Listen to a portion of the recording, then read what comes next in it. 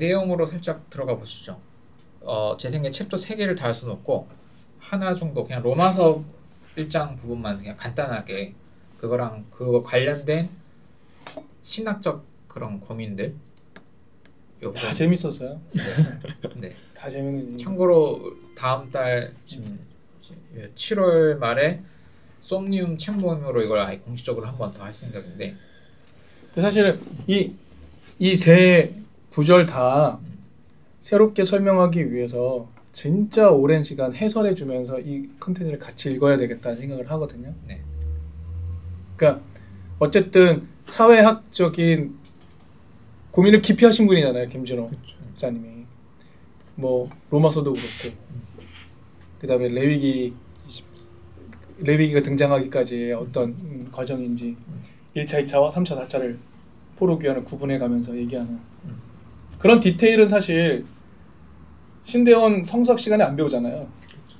결국에는 이런 식으로 깊이 고민을 해야만 나올 수 있는 접근인데 사실은 그러니까 이 한 구절을 해설하기 위해서도 지금 옆에 앉혀놓고 계속 설명하고 해설해줘야 될 필요가 있겠다 생각이 들 정도였고요. 혹시 내용에 관해 기억 남는 거 아니 꼭 로마서 아니어도 아니면 질문 있거나 뭐 그런 거 혹시 뭐 있으십니까? 저는 아까 로마서 어쨌든 1장 20절에서 27절 제일 많이 얘기하잖아요. 네. 그대로 내버려뒀다는 순리 영리. 그래서 아까도 김동환 목사님이랑 살짝 그냥 얘기 나눴었는데 여기서 이제 그들에 대해서 그냥 일반인이 아니라 그 엘리트 계층에 대한 비판으로 읽었던 게 저는 처음 접했던 또 해석이어가지고 또 그 근거들을 이야기하시면서 얘기했던 게 좀 흥미로웠고 또 순리와 영리 개념도 어쨌든 그런 사회적 신학적 질서로 이제 자연적인 그런 순리, 성적인 순리가 아니라 또 얘기했던 부분이 참 그런 해석들이 좀 동등하게 이야기 나누면 참 좋겠는데 어쨌든 다 그 로마서 본문을 그런 식으로 받아들이고 있다 보니까 참 그러면서 또 느낀 거는 이 아까도 목사님 얘기해 주신 것처럼 한 구절을 우리가 의미를 파악하고 그 사회적인 정치 해석하기 위해서 너무 할 게 너무 많은 거예요. 그러니까 이게 일반 성도님들이 성경을 읽고 받아들이기는 참 너무 갑자기 큰 벽이 느껴지는 그런 좀 생각도 들고 그냥 문자 그대로 자기 그 세계관 안에서 받아들여지는 대로 그렇게 들려지는 게 참 편하겠다 이런 생각도 들고 이런 애씀과 수고를 하기에는 되게 또 어렵다는 생각이 좀 많이 드는 것 같아요. 저는 책에서 네. 어쨌든 저자께서 정말 짧게 언급하고 마지막을 마무리했던 그런 장면이 조금 와닿거든요. 어떤 거였냐면 그 성경 구절 해석 또 역사적인 사회학적인 어떤 비평들을 하면서 어떤 맥락에서 이게 쓰여졌다라고 읽는 것도 중요하지만 마지막에 150페이지 마지막에 이런 얘기하거든요. 이 텍스트를 남성 동성 간의 성관계에 관한 것이 아니라 권력형 성폭력에 관한 것을 읽을 수 있게 한다와 그 다음에 그 앞쪽이었나 보네요. 그러니까 그 희생자의 목소리로 성경을 읽어보자라고 제안하는 그런 것들은 매우 중요한 역할이 있는 것 같아요. 그러니까 그 레위인의 둘째 부인의 이야기, 그 시선에서 읽기, 그 다음에 희생당하고 있는 사실 남성 간의 로마서라든가 이런 것은 남성 간의 어떤 성관계만 언급했겠지만 거기서 피학적인 위치에 있는 그 소년의 목소리로 성경을 읽어보자라는 제안들 이런 제안들은 되게 유의미하게 다가올 것 같아요. 사사기 말씀 사사기도 그렇고 네. 그래서 목소리. 그러니까 사실 숨겨진 사람들을 찾아내는 게 전 중요하다는 생각을 하거든요. 이제 개인적인 어떤 그 예술을 읽어내는 그 원리 중에 하나는 그 보이지 않는 이들을 보이게 만든 예수라는 그런 개념으로 성경 읽을 때가 많거든요. 예수가 누구를 드러내 보여주었는가 사람들한테. 물론 복음서마다 그 복음서 저자가 보여주고 싶은 사람 중심으로 글을 썼긴 했겠지만 그럼에도 불구하고 그 속에서 숨어있는 자들이었지만 예수가 보여주었던 사람들. 좀 그런 이야기로 성경을 읽고 성경을 해석하는 것도 매우 필요하겠다 생각이 들더라고요. 할 수 있을 만큼 깊이 공부를 한 다음에 이제 현장 목회를 하는 사람들은 이제 전략이 필요한 건데 어떻게 심플하게 해줄 수 있냐. 너무 어려우면 포기하니까 사람들이. 그래서 성경에 대해서도 좀 신중한 해석이 필요합니다 라는 정도의 가이드는 필요한 거고, 하지만 이제 신앙의 도구로 함부로 읽지 마세요 이런 것도 안 되잖아요. 그러니까 하지만 이게 신앙으로 늘 하지만 기회가 될 때마다 또 공부하면서 지평을 넓히면 좋고, 무조건 해야 되는 건 아닌데, 근데 이제 좀 조금 너무 폭력적인 해석이 있을 수 있는 그런 가능성 있는 텍스트들은 좀 더 신중해야 되고, 노아홍수 같은 거 보는데 다 죽을 만하니까 죽었겠지 막 이렇게 되게 그렇게 하면 안 되는 그런 본문들. 전복 전쟁이나. 네, 그러니까 그런 조금 더 공부가 필요한 본문들도 있고, 다양하다라는 약간의 안내. 그러니까 이걸 종교 경전으로 저희가 활용하기 위한 최소한의 어떤 교양으로 알아야 되는 그런 것들 이렇게 있으면 좋지 않을까. 그리고 로마서 같은 경우에도 우리가 너무 다른 시대니까 2000년 전이라서, 그러니까 2000년 전의 상황에 대해서도 공부를 다 할 필요는 없는데 좀 그런 예민한 주제와 겹칠 때는 조금은 교양 수준에서 알면 해석할 때 더 좋은 게 있다. 바울이 왜 이런 표현을 했을까라는 걸 할 때 대부분의 그때 사회에서는 로마 황제부터 해서 자기 집의 노예들에 있어서는 이렇게 그런 동성 간의 성폭력적 행동을 해도 사회가 이걸 윤리적으로도 법적으로도 문제 삼지 않는 거구나. 근데 이제 동등한 로마 시민끼리 할 때는 이게 불법이 되는 거예요. 그럴 상황에서 동성 간의 관계라고 하는 게 보통 뭔가 많이 가진 사람들이 성적 욕구를 할 때 동등한 위치가 아니고, 물론 로맨스도 있을 수는 있겠는데 그야말로 정말 성적 속에 노예와 주인 간의 그런 로맨스 있을 수도 있겠죠. 하지만 보통은 이런 이야기가 나올 때는 권력 작동에서 사랑이 문제가 아니라 그냥 착취되는 거를 말하는 게 시대적 배경이겠구나라고, 한 요 정도. 이걸 더 쉽게 응용해 한번 할 수도 있겠죠. 요 정도는 필요한 것 같거든요. 근데 요 정도만 알면 바울이 화낸 게 이런 지점이겠구나. 근데 오늘 요즘 퀴어 축제나 이런 거 하는 거는 자기네들이 성폭력 하게 해달라고 목소리 대고 막 지금 이러는 게 아니라 그냥 친구랑 서로 좋아하고 약간 이러고 싶다는 얘기니까 조금 다른 각도의 문제라는 것을, 이게 층위가 좀 다르다는 것을 알고 우리가 좀 더 성숙하게 조심스럽게 얘기해야 되는 면이 있다라는 거죠. 근데 이게 꼭 성수가 문제가 아니라 이혼 문제도 있고, 성경에 이혼하면 안 된다 엄청 있지만, 근데 그때 여성의 지위와 맥락과 왜 이 말이 나왔나랑 지금 이혼 문제는 또 다르니까 이것도 조금 이런 거 조심하면서 환경 묵상, 그러니까 이런 교양들이 늘어나야 되는데 그게 아니고 그냥 직자적으로 해서 공격식으로 나가면, 근데 이걸 신학교에서 하고 목사들이 이게 어떻게 쉽게 할지를 고민해야 되는데 신용 과정이 조금 없으니까 성경이 폭력의 도구가 돼버리는 게.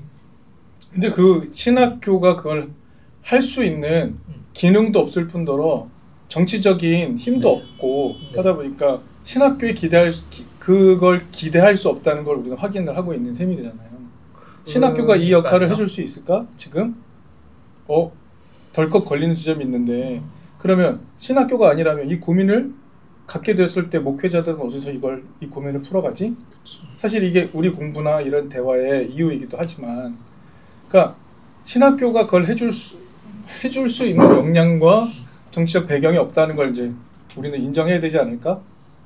거꾸로 말하면 신학생들이 좀 더 주체적이고 공부도 있고 윤리적이었다면 우리가 시민사회에서 계엄을 극복해서 막 해서 뒤집었듯이 사실 신학교를 뒤집어야 되는 거긴 하거든요. 그게 교수들이 만약 침묵하고 지금 이런 인권 문제를 그렸다면 우리 학생들 우리는 거부하겠습니다. 뭔가 투쟁하고 이래야 되는데 그게 없으니 어쨌든 계엄 사태 때 사람들이 들고 일어났던 건 사실 우리가 살고 있는 이 사회라는 것을 에서 한 발 떨어질 수가 없잖아요. 우린 이 땅에 사는 동안은 대한민국 국민인 거고 이 땅에 계엄이 일어나는 순간 우리의 삶은 완전 토대가 무너지는 거고 떠날 곳이 없다는 거죠. 근데 교회는 떠나버리면 그만이니까 애정을 갖고 여기를 고칠 생각을 굳이 하지 않을 수도 있다는 거죠. 그러니까 애정을 많이 가진 사람만 사실 싸우고 있는 건 맞는 것 같아요. 애정이 있기 때문에 싸우고 있는 건데 그러니까 애정이 없는 사람, 애정이 떨어져 버린 사람한테 애정을 불러일으키는 것도 사실은 중요한 일이기도 하지만 또 어려운 일이고 동시에. 사실 이 얘기를 제 개인적인 경험 하나 뭐 굳이 떠올라서 말씀드리면 청년들 몇 명하고 역사적 예수, 역사적 바울을 같이 공부를 했거든요. 되게 오래 걸렸어요. 근데 끝나고 난 다음에 되게 좋아했어요.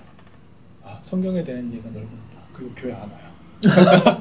그럴 수도 있어요. 근데 전 좀 기다리고 있어요. 기다리고 있는데 어쨌든 자기들한테 이런 고민했던 바를 이렇게 풀어갈 수 있네라는 방법이 있다는 걸 확인한 거죠. 전 좋은 경험이었고 청년들한테도 좋은 경험이었거든요. 아, 이것도 사실은 서로 관계가 있어야 오랜 기간을 같이 갈 수 있잖아요. 생각이 좀 다른데 같이 얘기 들어보니까 괜찮네. 이걸 오래 가려면 관계가 좋아야 지속되잖아요. 그런 관계들 안에서 한번 시도해 볼 만하다. 공부를 아예 안 하면 성경을 신비화할 수가 있는데 그리고 이제 주체적이지 않으면 꼭 교회에 와서만 해석을 들어야 하니까 이게 직결시키기도 좋고 근데 이제 공부를 하면 그 신비를 좀 걷어내다 보니까 근데 이제 주의할 점이 이게 하다 보면 완전히 그냥 성경을 종교의 가능한 토대가 아니라 그냥 고대의 책 중에 하나 연구해야 될 고대인들의 어떤 글 모음 이렇게 딱 끝나면 사실 한번 공부하면 재밌지 이거를 막 평생 굳이 읽어야 하나 그 가치가 떨어질 수 있잖아요. 그래서 그 공부도 하면서 신앙의 그 토대가 될 수 있는 그 가능성 그 신비를 훼손하지 않으면서 또 공부를 해 나갈 수 있게 하는 게 되게 쉽지가 않은 거예요. 왜냐하면 기성교에서 저희처럼 이제 불만이 있어서 온 분들은 화가 많다 보니까 어떻게든 그 신비의 가능성을 또 없앨 때 쾌락을 좀 느껴. 철저하게. 네, 다 해체할 때. 그러니까 하다가 다 어느 정도 그 단계가 끝나면 이제 끝나는 거야. 종교적 에너지가 없어져 버려요. 그러면 차라리 요가가 그러니까 싫다는 게 아니라 그 지점에서 필요한 게 영성 운동 거죠. 기독 영성 사실은. 네, 그러니까 뭐 영성이란 말이 이게 종교적 에너지가 흐르게 할 수 있는 그건데 그렇다고 뭐 어르신들 하는 것처럼 침묵기도 뭐 되냐 통하냐 잘 안 되거든요. 그러니까 근데 어떻게든 이분들이 공부도 하면서 그 신비 열어서 뭔가 할 수 있는 가능성 찾아야 되잖아요. 저는 안 된다고 생각하지는 않습니다. 어떤 의미에서 그러냐면 물론 침묵 기도와 더불어 어떤 그런 그 영성 훈련들이 있지만 사실 접하기도 어렵고 우리의 습관 속에서 침묵이라는 것들이 너무 뭐랄까요 생경하기 때문에 잘 접근하지 못한 부분이 있지만 사실은 영성 훈련을 깊이 있게 같이 해가다 보면 신비로운 지점들을 같이 공동체적으로 경험할 수 있는 힘이 생기는 것 같아요. 그러니까 영성 훈련이 단순히 그냥 침묵하고 기도해 이런 수준이 아니라는 거죠. 그러니까 목회자가 해야 될 게 아까 말한 공부도 있지만 영성 훈련도 사실 되게 많다고 생각이 들어요. 그래서 아까 말씀드린 목회자가 제가 셋 모이는 교회에 어떤 그런 얘기를 했는데 역할이 조금씩 달라요. 그래서 영성을 담당한 사람들 이런 식으로 같이 해서 되게 이게 잘 맞는 합이 잘 맞는 그런 교회들도 있긴 한데 저는 영성 훈련이 그래서 우리를 건조하게 하지 않으면서도 신비 안에 있으면서도 세상 안에서 굉장히 깨어서 움직일 수 있게 하는 매우 중요한 툴이 된다고 생각이 들거든요. 근데 저 혼자로서 그 역량을 다 감당하는 건 너무 힘들더라는 거예요. 그러니까 같이 감당하고 같이 경험해갈 팀이 필요하다는 생각도 늘 들고 그러니까 지성도 이만큼 끌어올려야 되지만 영성도 이렇게 끌어올려야 된다는 건 사실인 것 같아요. 네, 그래서 우리는 할 게 너무 많다 지금 사실은 하려고만 한다면. 근데 이것들 다 사실은 가만히 있다 보면 벽으로 느껴지는 것도 사실이다. 하나도 힘든데 2개 하고 3개 하고. 그러니까 전략이 필요한 거죠. 그러니까 네. 직관적으로 말해서 떼제 공동체 정도가 아니면 청년 중에 그런 친묵기도 중심의 그런 약간 진보적인 공동체가 뭐 어디가 있어요? 없잖아요. 그냥 목사님들 모여서 하는 그 정도밖에 없잖아요. 그러니까 제가 필요한 건 맞는데 이걸 좀 현실적으로 할 수 있는 그걸 전략과 저 같은 경우에는 이런 신학 공부 교양을 할 때 그래도 성경이 신비의 가능성을 열어줄 수 있는 그런 해석이 열린 가능성을 이제 남겨줄 수 있는 방식의 가르침이 필요한 정도거든요. 근데 이제 이걸 하다 보면 또 너무 직단적으로 이겁니다. 이건 너무 강력한 그런 언어를 써버리는 순간 그런 어떤 새로운 열린 가능성 자체가 없는 그냥 고대의 낡은 글들로 끝나는 순간 확 한 번에 뒤집어지기 때문에 그렇지만 않고 열어두면 개인들이 어떤 영성의 길을 갈 수 있는 가능성들은 알아서 찾아갈 수도 있을 거라고 생각하거든요. 개인도 할 수 있고 가이드도 필요하고 그리고 여태까지 해왔던 방법론에 있어서도 공동체적으로 검증이 돼 있는 방법들 그런 것들도 같이 좀 공동체 커뮤니티 안에서 구현해 볼 필요는 있죠. 그러니까 그거는 만약에 청년 목회 관심이니까 청년 목회로 해냈을 때 설득력이 있는 거죠. 그렇죠. 해냈을 때 설득력이 네. 있는 거죠. 네. 근데 그 필요 자체에 대해서도 언급해주는 네. 횟수가 늘어야 네. 방향이 글로 갈 수 있는 것처럼 네. 아예 관심도 없는데 야 영성훈련 해버리고 말로 한번 안 되죠. 자꾸 그러니까 시도해봐야 제가 되고. 지금 볼 때 분석은 그냥 그 니즈가 있는 소수의 연배 있는 목사님들이 하는 거고 교회는 사실 청년들까지 작동되는 교회가 많지가 않으니까 저도 이제 그러니까 유보로 놔두는 거거든요. 네. 일단은 근데 또 그 면에서 제가 생각이 드는 건 뭐냐면 이런 얘기 하잖아요. 종교에는 관심 없지만 영성에는 관심이 있다는 얘기를 외국에서도 계속 나오고 맞아요. 그런 얘기 하거든요. 자기의 관심이 있어요. 어떻게 나의 마음을 다스려야 되지. 그러니까 이 방향을 영성 안에서 이렇게 같이 풀어가면서 원래 기독교가 갖고 있는 우리의 신학이 이런 식으로도 접근로가 다른 거죠. 방향이. 누군 이렇게 해서 이렇게 갈 수 있고 이렇게 갈 수 있는 것처럼. 그러니까 그런 가능성들을 같이 열어줘야 되는데 그러니까 또 질문이 이거예요. 그러려니 너무 해야 될 게 많은 거예요. 그러면 그게 거꾸로 나를 우울하게 만드는 기제가 돼버려요. 너무 힘들다. 또는 자포자기하게 만들거나 꼼짝 못하게 만들거나 그렇게 되기도 하더라. 그러니까 그것도 좀 쉽게 할 수 있는 전략이 필요한 거죠.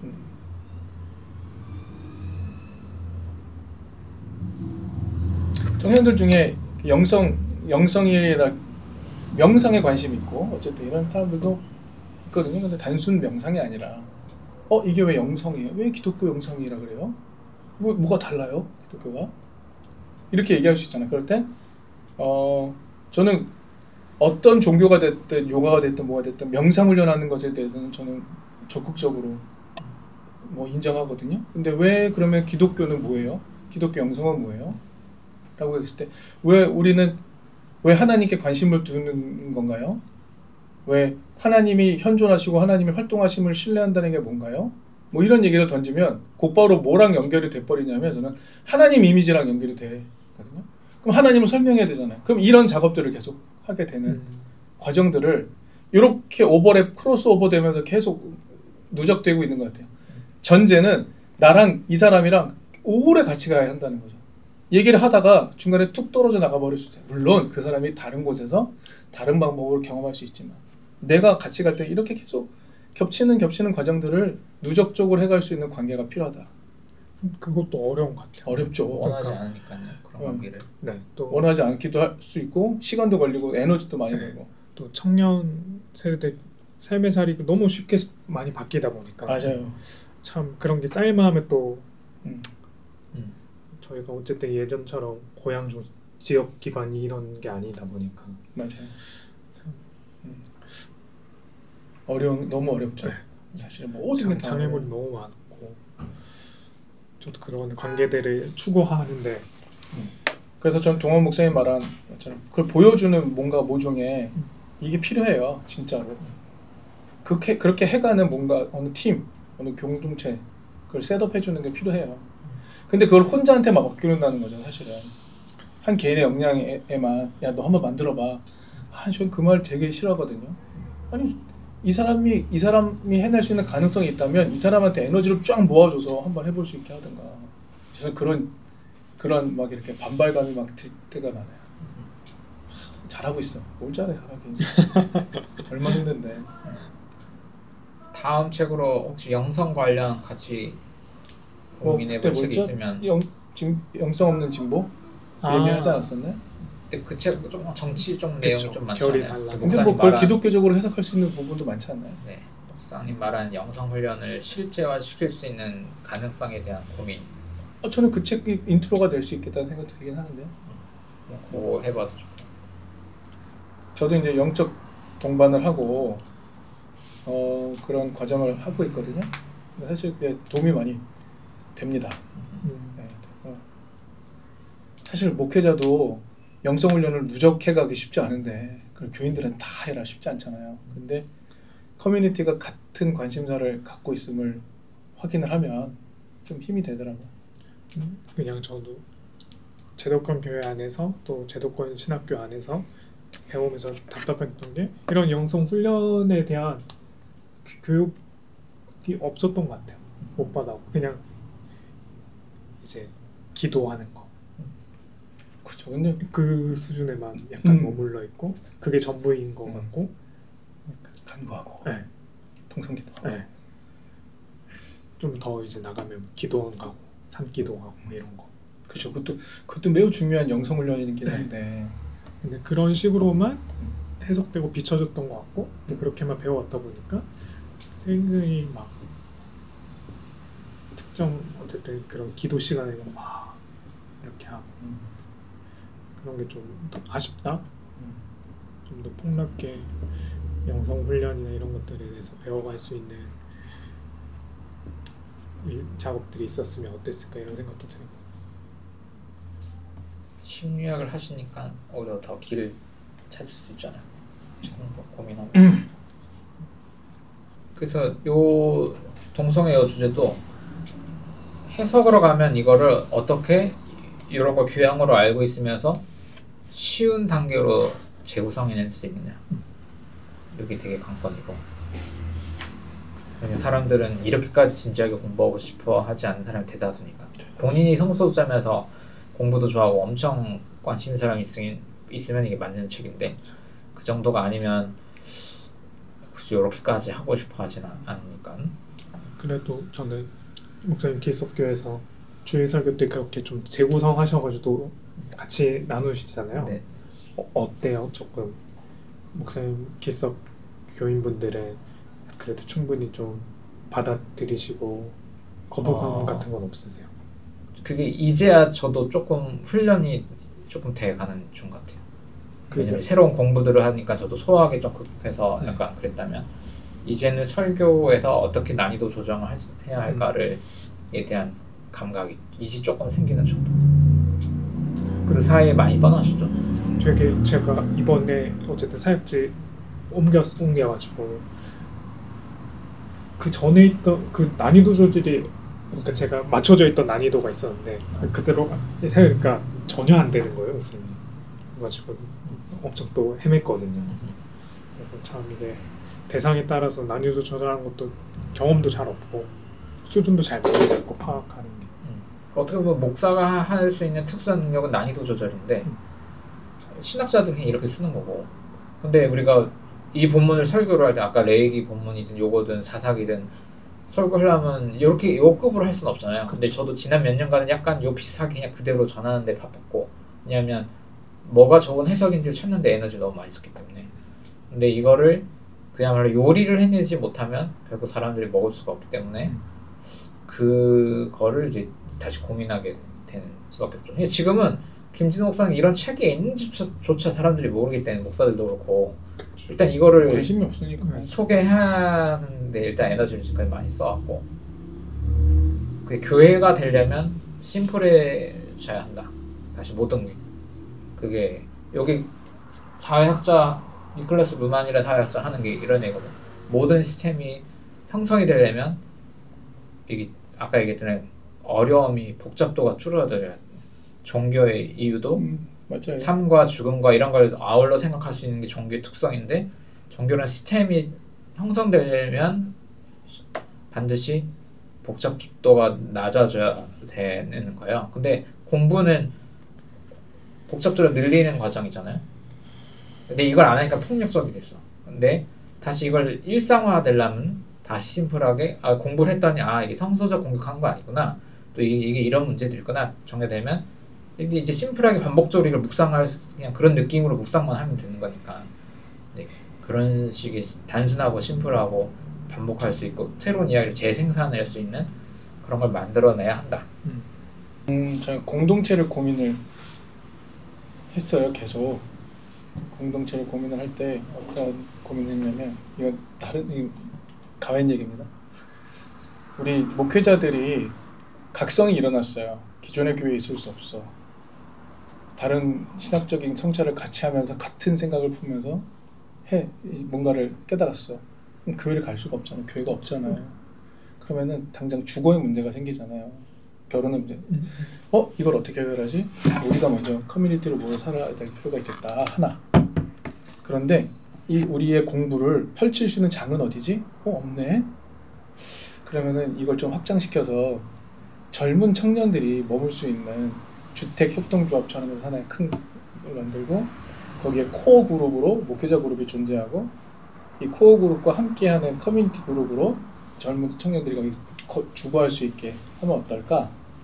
주거할 때 비용이 들 텐데 비용은 자기들을 위해 계속 그 세를 내는 게 아니라 세팅하도록, 그러니까 쉽게 말해 정립을 하도록 하고 대신 조건을 하나 걸자. 생활 밀착형으로 신앙 이야기를 계속 나누는 공부 그룹이 되도록 하면 어떨까? 뭐 이런 고민. 그러면 우리가 공부한 거를 나눌 수 있는 생활 밀착형으로 얘기할 수 있는 커뮤니티가 생기잖아요. 그러면은 공부의 밀도도 높아지고 고민도 같이 나누고 기도도 하고 영성 훈련도 되고 그런 커뮤니티로서 공동체를 고민을 했어요. 계속. 근데 그걸 할 수 있는 곳이 없는 거야. 땅이. 돈도 비용도 너무 많이 들고 그 상상력을 하기 쉽지 않잖아요. 이런 얘기를 뭐 구체적인 얘기를 제 후배들하고도 몇 개 했어요. 그랬더니 형 그거를 가져가서 담임 목사님하고 얘기해봐서 좀 해도 되겠냐고. 얼마든지 해보라고 얘기했더니 담임 목사님 안 된다. 이런 얘기들이 뻔히 나오죠. 사실은 저는 그래서 주거를 같이 하는 것도 필요하다는 생각을 하는 이유는 우리가 얘기를 많이 하고 우리 애들 얘기도 많이 하고 우리 고민들 얘기하고 이럴 수 있는 빈도와 밀도를 높여야 되는 거지. 일주일에 한 번 만나서 한 번 예배도 20분 설교하고 무슨 격성을 일으키고 하겠습니까? 저도 그건 안 되는 걸 많이 느꼈거든요. 그래서 저는 오늘 얘기 시간 말이 많네. 저는 제가 깨닫고 제가 고민한 바를 저는 견지하기로 했어요. 무슨 얘기냐면 저는 저를 안 바꿀 거예요. 근데 제가 동환 목사님한테 그냥 은근슬쩍 얘기가 뭐냐면 전 동환 목사님이 색깔을 그냥 지키면 좋겠다는 생각을 늘 해요. 동환 목사님 색깔에 맞는 사람들이 모이게 여기 사람들의 필요에 맞춰주는 게 아니라 왜? 동환 목사님 고민 엄청 하잖아요. 고민 엄청 해서 여기다 이렇게 딱 했는데 그거 아닌 것 같아요. 아니라고 할 수 있지. 존중. 그러면 떠날 수도 있는 거잖아요. 근데 동환 목사님이 가진 색깔은 되게 좋잖아요. 중요하잖아요. 유지해야 된다. 저는 그런 주의거든요. 거꾸로.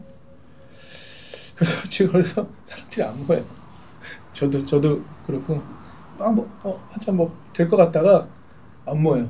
그럼 퍼블릭하게 맞춰줄까 하다가도 그냥 제 스타일을 가는데 모이는 사람에 따라 조금은 양보할 여지 약간 요 정도 그 정도를 두자는 거예요. 근데 현실화 시키는 게 중요하니까 양보할 수 없는 지점이 어떤 건지까지 잘 놓고 100% 맞출 수가 없어서 그렇죠. 사실은 지금 여기까지 오신 과정도 참 대단한 거예요. 저는 그렇게 생각해요. 나권 목사님도 개척을 만약에 나중에 하신다면 이런 고민들 좀 잘 같이 들어가면서 나누면서 화내면서 우리끼리 들어가면서 어쨌든 따라가는 또 후배 목회자의 입장으로서는 앞서 고민해주신 분들이 또 너무 열심히 그 길들을 또 하고 계셔가지고 근데 참 도전도 되고 감사하죠.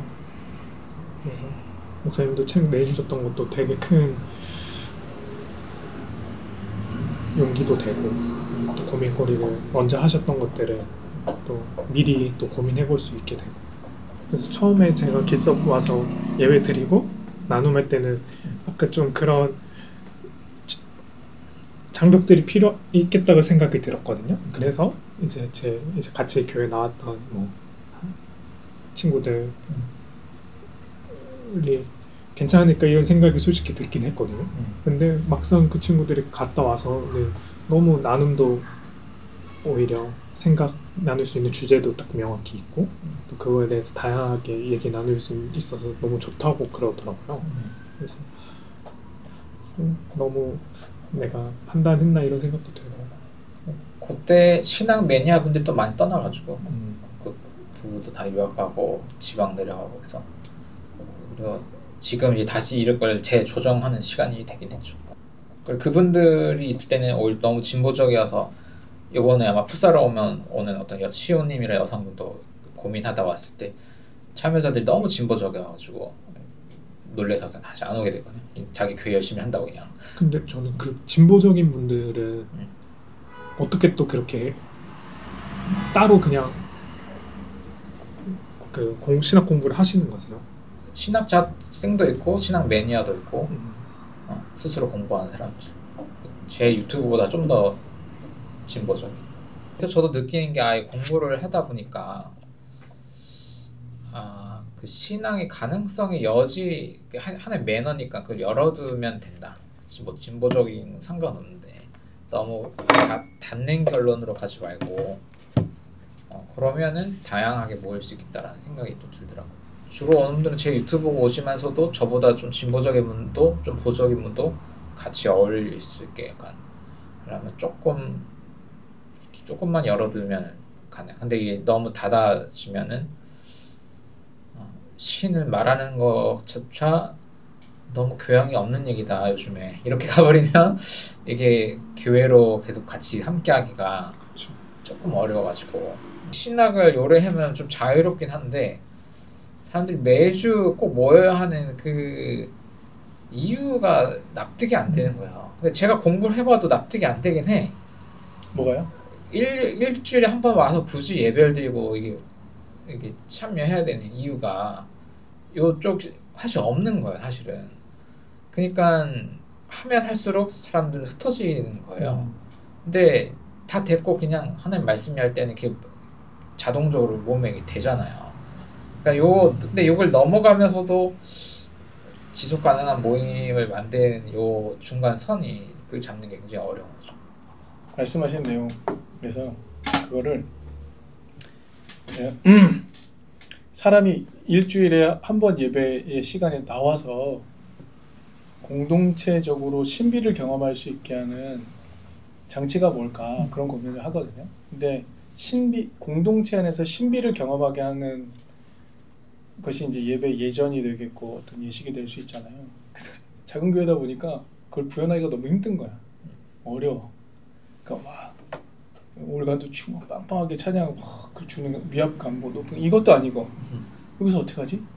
이런 고민들 그렇죠. 항상 있었고 그리고 이제 그 예배가 주는 경험 자체가 이 뭐랄까 심도가 얕다 보니까 그럼 컨텐츠로 승부해야 되나? 이것 때문에 한참 고민했던 때 그래서 예배는 예배대로 드리고 주일날 한 번, 일주일에 한 번밖에 못 모이니 일요일날 우리가 공부할 수 있는 강도를 높이자. 높였어요. 안 와. 그런 데서 지금 제가 가진 결론은 뭐냐면요. 그래서 제가 입에 달고 사는 말이 축제예요. 축제. 그냥 재밌어야 돼. 같이 얘기하고 같이 하나님 얘기하고 같이 맥주 마시고 저는 그거를 저는 축제라고 제 컨셉으로 잡은 거예요. 그걸 어떻게 구현하지가 제 숙제인 거지. 그래서 캐주얼하게 와도 돼. 근데 술 마시면서 여기서는 막 내 일상 얘기할 수 있으면 저기는 진지한 얘기도 할 수 있잖아요. 뭐 들고 가서 같이 얘기하고 이럴 수 있는 구도를 만드는 게 이제 저 개인적인 목표인 거죠. 그래서 사실은 주일 예배는 예전적으로 잘 셋업을 하고 싶어요. 근데 안 돼. 너무 힘들어. 혼자서 기타 치고 이거 하고 종치고 넘기고. 그러니까 이게 작은 교회 한계이기도 하니까. 그래서 여럿이 필요하다는 것도 그런 이유도 있어요. 책 얘기는 많이 못했지만 그래도 책을 사서 보고 싶다라는 동기부여 정도 된 것 같습니다. 좋은 책이에요. 그러니까 저도 성서신학적으로 근데 어렵다. 목회자라고 신학생이라고 해도 이게 무슨 말이야라고 할 수도 각주도 있다. 꼼꼼히 읽어보고 봐야 돼. 썸니움 7월 모임에서 신학을 전공하지 않은 분들 몇 분 한번 읽혀보고 한번 반응이 어떨지 진짜. 아니면 제가 오늘 공유했듯이 좀 해설을 좀 더 쉬운 해설을 PDF 해갖고 같이 공유를 했다. 아니면 읽어와라 하면 되게 힘들 수도 있을 것 같다. 근데 읽어오는 거죠 책 모임은. 같이 읽기. 시간 안에 막 다 하긴 좀 그러니까요. 어려워요. 그게 한 사실 부분만 어렵지만 정해서 그럴 수도 있고 읽어도 사실 뭔지 모르니까 뭘 질문할지 모르는데 계속 강의가 될 수도 있겠네요. 이렇게 하다 보면 또 더 알게 되지 아까 않을까 공유한 생각해서. 해설서를 더 쉬운 버전으로 또 재정리해서 공유하는 방법을 해볼까 테스트를 한번 해보겠습니다. 일단 영상 이렇게 마치겠습니다. 수고하셨습니다. 수고하셨습니다.